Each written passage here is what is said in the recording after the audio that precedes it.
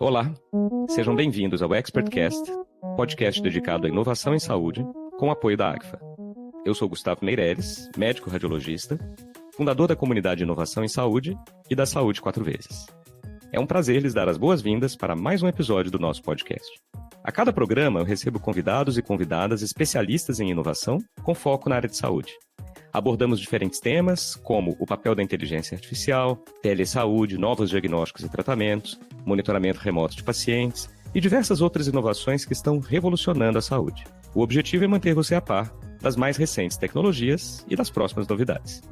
Na primeira parte do nosso episódio, tive o prazer de receber a doutora Ana Escobar, que é médica pediatra, livre docente pela Faculdade de Medicina da USP, escritora e comunicadora na área de saúde, com mais de 2 milhões de seguidores em suas redes sociais e autora do livro Meu Filho Tá Online Demais, equilibrando o uso das telas no dia a dia familiar. E também a Marina Elô, deputada estadual em seu segundo mandato por São Paulo, tendo como pautas prioritárias a infância, meio ambiente e desenvolvimento sustentável, além da segurança pública e a vida segura de mulheres e meninas. A Marina é autora do projeto de lei 293/2024, que visa criar um ambiente escolar mais educacional e menos digital nas escolas públicas e particulares do estado de São Paulo, garantindo que a aprendizagem e o desenvolvimento social das crianças e adolescentes ocorram de maneira saudável e positiva. Na primeira metade do nosso episódio, a doutora Ana abordou o impacto das telas no desenvolvimento cognitivo e emocional das crianças, destacando a importância do equilíbrio no uso e dos sinais de alerta aos quais os pais devem estar atentos para que seus filhos não estejam sempre em frente às telas. A Marina explicou que o projeto de lei da sua autoria, o 293, de 2024, visa promover um ambiente escolar mais educacional e menos digital em São Paulo. Os principais pontos do projeto incluem restrições ao uso de dispositivos eletrônicos durante o horário escolar, com o objetivo de melhorar o foco dos alunos e promover interações mais pessoais e educativas. Para continuarmos a nossa conversa sobre esse tema tão relevante, eu tenho o prazer de receber novamente aqui a doutora Ana e a Marina. Sejam muito bem-vindas e eu já vou começar com uma pergunta aqui para a Ana. Ana, eu queria começar te perguntando a respeito das diversas iniciativas que estão surgindo em escolas, não só aqui em São Paulo, mas em todo o Brasil, de pais e mães de alunos com sugestões a respeito de um uso mais racional de celulares e dispositivos eletrônicos nas escolas. Então eu queria saber o que você acha dessas iniciativas e também como fazer com que elas sejam bem-sucedidas, não apenas nas escolas privadas, mas também nas escolas públicas e que possam dialogar bem com a diretoria da escola e ter sucesso. Inclusive, se você quiser deixar um recado para os pais, mães, responsáveis de alunos e alunas, tenho certeza que tem vários nos ouvindo, então agradeço bastante. Eu acho que as escolas, de fato, deveriam entender a importância, né, da gente deixar as crianças sem as telas no ambiente escolar. Então, como a Marina falou, deveria haver projetos pedagógicos que não necessariamente incluíssem o uso de telas, né, quando essas telas não são necessárias. Por que a gente diz isso? Porque, olha, a gente sabe que se você lê um livro, por exemplo, não é nem na tela, é um livro mesmo, a sua capacidade de entendimento é de fato muito maior. Se você está lendo um livro e você está escrevendo, não digitando o conteúdo daquilo, ou se você está assistindo uma aula e está escrevendo, anotando a aula e não digitando, a sua assimilação é comprovadamente muito maior. Então, o que isso, na verdade, quer dizer? Isso quer dizer que quando a gente pratica o hábito da leitura, a gente está mexendo em conexões cerebrais muito mais intensamente do que quando a gente está vendo alguma coisa passar na tela. Quer ver um exemplo prático disso? Vamos supor que uma criança está lá, vendo na tela uma bruxa que está numa casa, tá bom. Então ela vai ver a bruxa, como está desenhada na tela, a bruxa dentro da casa. Ela pegou, olhou aquilo, pronto, ela fez aquela imagem, a imagem está dentro dela. Agora vamos pegar uma criança que está lendo a história. E na leitura tem a descrição da bruxa. É assim, é uma bruxa, é uma senhora que tem cabelos brancos, todos despenteados, um chapéu com a ponta preta, o olho dela é verde, o nariz é assim. Cada pessoa vai fazer a imagem diferente de uma bruxa. A bruxa que eu leio não é a bruxa que você leu, não é a bruxa que o nosso amigo leu. Então, o que acontece? A gente ativou conexões cerebrais muito mais profundas e intensas do que quando você simplesmente vê uma imagem chapada. Isso vale para todo o conhecimento. Quando a gente enxerga uma coisa assim, você não desenvolve o raciocínio profundo.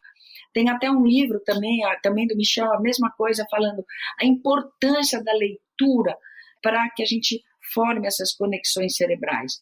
Isso, gente, eu acho que a gente tem que fazer as escolas entenderem isso. Na hora do recreio, se você pega, por exemplo, adolescentes que estão lá mexendo no celular ou jogando, o que eles estão fazendo? Parados, o olho está na mesma distância da tela, não está exercitando o olho, não está nada. Pode estar jogando um joguinho de futebol, ele está lá, jogando coração parado, perna parada, fluxo sanguíneos, né, em estado de basal, nada está acontecendo. Pega essa mesma criança, põe ela para jogar um jogo ao vivo. Olha só, o colega vai chutar a bola, ele está olhando a bola e ele chuta a bola vem vindo na direção dele. Olha o foco do olho dele, como se mexe. Ele tem que sair correndo, dar uma explosão, coração, pulmão, fazer uma explosão, sair correndo, ir lá dar um chute na bola, chutar a bola no gol, ele tem que olhar todo o campo, fez o gol, ele vai abraçar os seus amigos, sentir o cheiro dos amigos, sentir a pele dos amigos.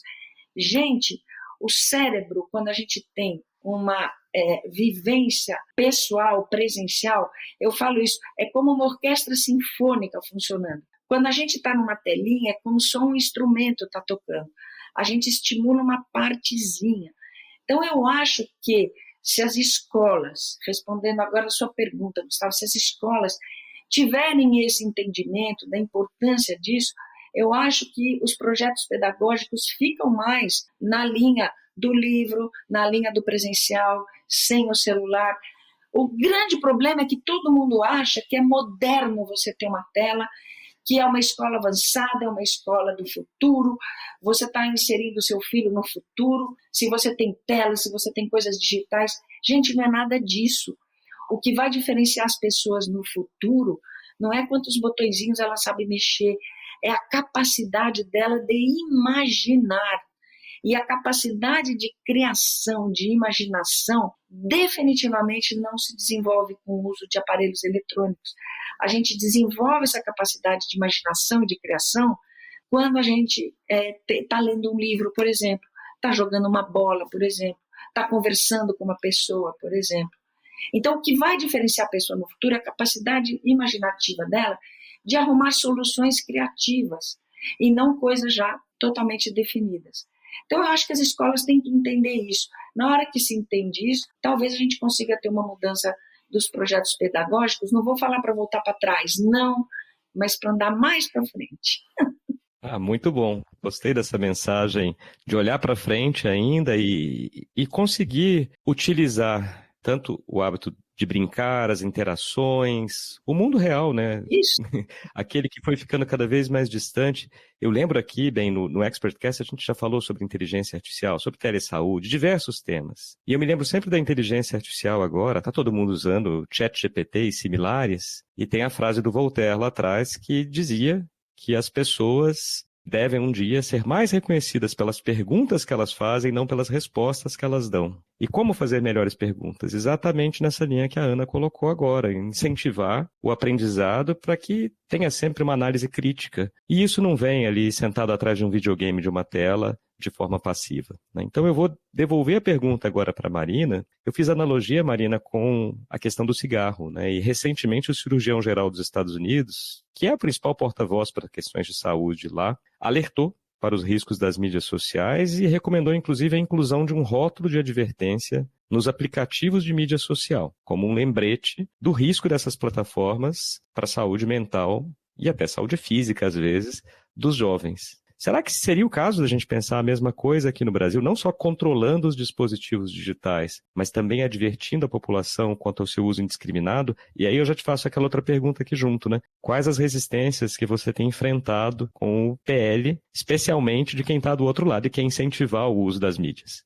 Não, é maravilhosa essa analogia com o cigarro. Eu faço frequentemente nas salas de aula, porque eu faço esse exercício, né? Como é uma sala de aula hoje? Imagina ela nos anos 60, no começo dos anos 60. Qual a diferença dela? O que ela tem igual? Ah, tem cadeira igual, tem lousa igual, tem alunos iguais, tem professor igual, tem tudo igual. A única diferença é que a chance desse professor estar fumando em sala de aula era alta nos anos 60, que hoje a gente acharia que seria impensável. E ele até poderia compartilhar um cigarro com os alunos adolescentes no recreio, que é pior ainda hoje. E eu tenho certeza que daqui a uns 30 anos a gente vai olhar para trás e falar: a gente deixava os alunos usarem celular no recreio. Porque é nesse nível de impacto que a gente tem. E já existem vários indicadores que mostram isso, né? A gente tem visto a curva de suicídio a partir dos 10 anos, crescendo mais de 100% ao ano no mundo inteiro, o que é muito significativo. Mas o próprio, aqui no Brasil, o jornalista Daniel Mariani fez um bom levantamento mostrando que, pela primeira vez na história, a gente teve mais crianças e adolescentes procurando o SUS a partir da perspectiva de saúde mental, assim, a rede de assistência mental, os CAPs, do que adultos e idosos. Mais crianças e adolescentes procurando saúde mental no SUS do que adultos e idosos. Isso é muito impactante na nossa saúde. Então faz todo sentido essa recomendação do cirurgião-geral dos Estados Unidos pensar o impacto que isso está tendo nas nossas crianças e adolescentes e a dificuldade que é isso. Acho que todo mundo aqui compartilhou, acompanhou a tentativa do Brasil de regulamentar as grandes empresas de comunicação, de redes sociais, as Big Techs, e o lobby gigantesco que teve de retrocesso de impacto, o quanto que a gente não conseguiu avançar. E o desafio que a gente tem passado no Brasil é o desafio do mundo inteiro. Tem sido muito difícil conseguir avançar numa regulamentação e numa responsabilização dessas plataformas pelo conteúdo.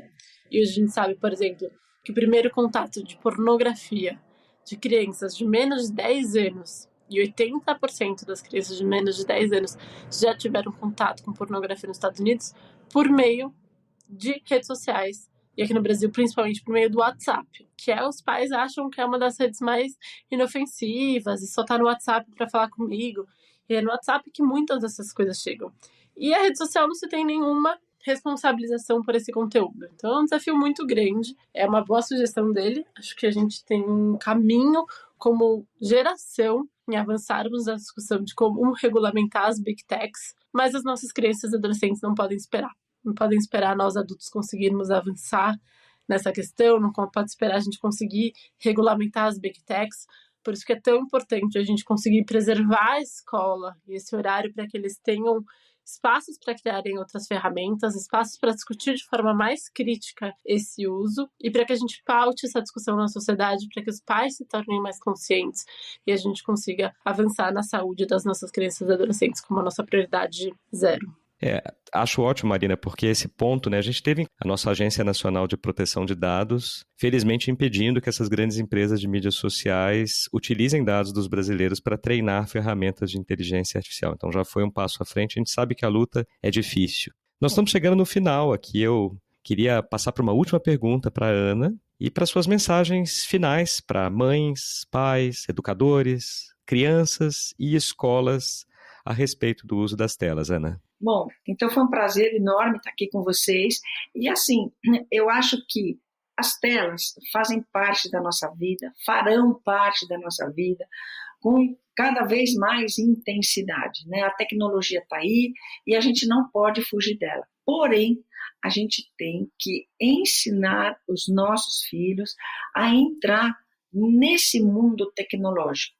E esse mundo tecnológico, da forma como ele está se apresentando a todas as pessoas, ele não está sendo saudável para as nossas crianças e para os nossos adolescentes. Esse mundo tecnológico, livre como está hoje, ele está trazendo sim transtornos de ordem física e principalmente de ordem mental para as nossas crianças e adolescentes. Então, a gente tem que orientar, regulamentar e organizar realmente toda essa situação. Então, pais, primeiro ponto que eu dou para vocês de dica, deem o exemplo, tá? Não adianta querer que o seu filho fique longe das telas se vocês estão direto no celular. Segundo ponto, vocês têm que ter mais conversa em família, isso é super importante, conversa presencial, jantar todo mundo junto, por exemplo, né? Tem até trabalho mostrando que famílias que jantam juntas, as crianças têm menos transtorno mental, então é importante um momento que está todo mundo longe do celular, né? Conversando, trocando ideias, um entendendo o que está acontecendo com o outro. Terceiro ponto, veja e tente fazer com que seu filho não leve o celular para a escola. Isso eu acho super importante, porque é o momento em que ele tem que estar com os amigos, tem que ser preservado. É isso, não entre na onda de que ter celular é legal, é ser do futuro, é ser para frente. Não. Às vezes, dar um celular para o seu filho, você pode estar tolhindo o futuro dele, na medida em que você vai dar um objeto para ele que vai criar um certo vício e que vai tolir a capacidade de pensar, de raciocinar e de criar do seu filho. Então é isso que a gente tem que pensar, a gente tem que ensinar as crianças a entrar nesse mundo tecnológico, dando o exemplo e, no meu modo de entender, as escolas, de fato, têm que ser preservadas dos celulares. É isso aí. Ana, muito obrigado de novo. Fantástica a sua participação aqui. Fiquei muito feliz de tê-la conosco. Eu recomendo novamente para quem está nos ouvindo a leitura do seu livro. A gente vai deixar o link. E eu vou passar para a última pergunta para a Marina, antes de me despedir de vocês duas. Também com suas mensagens finais, Marina, e os próximos passos para a aprovação e implementação do PL 293. Estamos aqui na torcida. Obrigada, doutor Gustavo. Eu vou começar comentando essa frase da doutora Ana, que é super relevante. O próprio Jonathan Haidt no livro traz 4 recomendações, né? Escola sem celulares, redes sociais a partir dos 16, celular a partir dos 14. E a quarta é deixar nossos filhos brincarem mais ao ar livre, deixar nossos filhos mais livres, desenvolver a autonomia das crianças, que é um tema que a gente super protegeu também a infância. Então, como a gente pensar e falar mais disso, ao mesmo tempo que olhar para nós mesmos. Aqui em casa, eu na política, né, vivo no celular, sou viciada. A gente criou uma cestinha do celular para as refeições, a gente deixa o celular longe, a gente faz as refeições de família, o quanto que importa esse exemplo também. Aqui no projeto de lei, a gente está falando sobre essas horas preciosas da escola, 6, 7, 8 horas, em que as crianças podem ter esse espaço para desenvolverem suas ferramentas, seu potencial, desenvolverem e aprenderem suas possibilidades de relação. Mas o celular vai nos atravessar e a tecnologia em vários outros momentos. Então é importante a gente tomar essa tomada de consciência, estudar sobre o tema, decidir o que faz sentido para nossas famílias, o que faz sentido para as nossas crianças e adolescentes, lembrando que cabe a nós tomarmos as decisões difíceis. Olhando para as escolas, eu estou muito convencida a importância da gente ter esse momento livre dos celulares, livre dessas possibilidades de vício. A gente está falando de redes sociais, a gente está falando de joguinhos que são feitos para viciar, agora joguinhos de aposta, é um mundo pouco instrutivo para os nossos crianças e adolescentes, então a gente entende que é o melhor caminho mesmo a gente garantir escolas sem celulares, sem telas. O projeto de lei está tramitando, a gente conseguiu já aprovar a urgência dele. Neste final de ano, aqui na Assembleia, no final de semestre, cada final de semestre, rola uma negociação geral para tentar acabar o ano, para aprovar o projeto, a lei da diretriz orçamentária, o orçamento, que dá para aprovar vários projetos de deputados. A gente aprovou agora 45 projetos. E a gente podia ter aprovado o meu projeto de lei agora, podia ser lei, só que a chance dele ser vetado era muito grande. E é muito mais do que dizer que eu, Marina, aprovei um projeto, a gente conseguir de fato um avanço para os nossos crianças e adolescentes, de fato proteger a infância, de fato proteger a aprendizagem deles. Então a gente segurou o projeto, não deixei para votação, para que a gente faça essa negociação adequada com a Secretaria de Educação. Estive lá essa semana, vou estar de novo, para que a gente chegue num texto que seja aplicável em todas as escolas, na realidade das escolas públicas, para que a gente consiga cuidar dos nossos crianças e adolescentes com a prioridade que eles merecem. Então, a gente tem uma expectativa positiva de aprovação e sanção, mas a gente ainda entende que ainda tem um tempo de trabalho legislativo, talvez aí no próximo semestre, mas no final do semestre a gente tenha boas notícias. E a resistência que a gente ainda vê muita resistência de pais, muita resistência de movimentos que dizem, a gente está tolhindo a liberdade dos nossos filhos, a liberdade de escolha, a liberdade da decisão e tirando uma ferramenta, a gente tem que ensinar eles a usarem, não proibir. E eu estou muito convencida de que a gente não fala isso sobre cigarros, a gente não fala isso sobre outras drogas. Tem várias coisas que não podem fazer na escola. Isso não é tirar a liberdade, isso é dar a liberdade para eles desenvolverem o seu potencial. E hoje o celular é exatamente isso, ele tira a liberdade dessas crianças e adolescentes poderem desenvolver outras ferramentas e, claro, que preservando o uso pedagógico, dando autonomia para o professor, para o projeto pedagógico adequado, a gente garantir que nossas crianças e adolescentes possam se desenvolver e ter a liberdade de serem quem eles são, sem estarem mediados por grandes empresas com interesses específicos por nesse processo. Então, eu estou muito convencida que a gente vai conseguir avançar e que daqui a 30 anos vai parecer óbvio que a gente tem escola sem celulares. Tomara, Marina. E parabéns novamente pela iniciativa.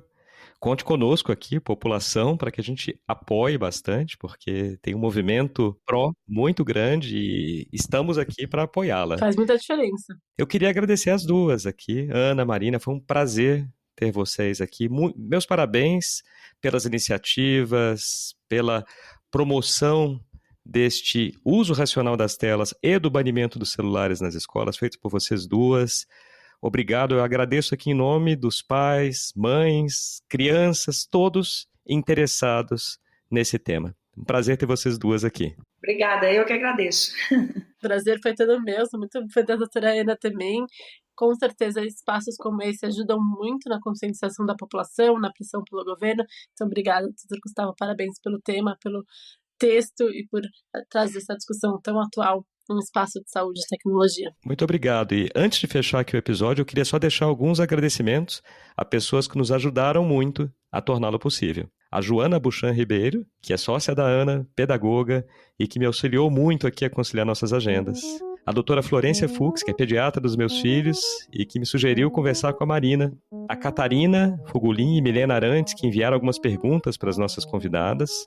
Ao Dr. Daniel Becker, que infelizmente não pôde estar conosco dessa vez, por imprevisto de última hora, mas estará em um dos próximos. Por fim, a Marina Bragante, que é uma amiga candidata a vereadora em São Paulo, que ajudou bastante aqui a conexão com a Marina, e aos integrantes da iniciativa Reconectar, que é formada por pais de alunos do Colégio Santa Cruz, e as diversas outras iniciativas em escolas, não só aqui em São Paulo, mas no Brasil, que estão surgindo em relação a esse tema. Se você gostou do episódio, siga o ExpertCast, nos avalie com 5 estrelas na sua plataforma preferida de podcast e compartilhe os episódios com seus contatos e nas mídias sociais.